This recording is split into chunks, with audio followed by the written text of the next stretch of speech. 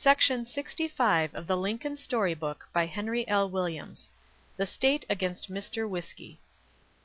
When Lincoln was a briefless barrister, frequenting the courts on their own peregrinations, to catch the eye of client or judge, he was at Clinton, Illinois, where a case came up of a very modern nature.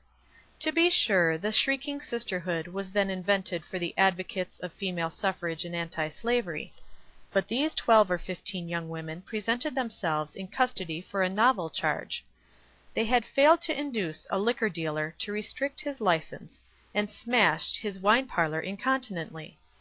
Although public sympathy was theirs for the act, as well as for their youth, prettiness, and sex, none of the lawyers would take up their defense on account of the influence of the brewer's and distiller's agent.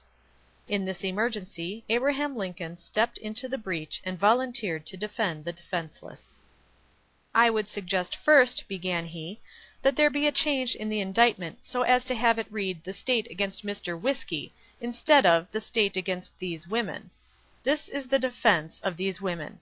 The man who has persisted in selling whiskey has had no regard for their well-being or the welfare of their husbands and sons. He has had no fear of God or regard for man, neither has he any regard for the laws of the statute. No jury can fix any damages or punishment for any violation of the moral law.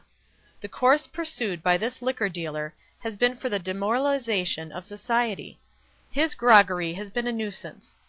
These women, finding all moral suasion of no avail with this fellow, oblivious to all tender appeal, and alike regardless of their tears and prayers, in order to protect their households and promote the welfare of the community, united to suppress the nuisance.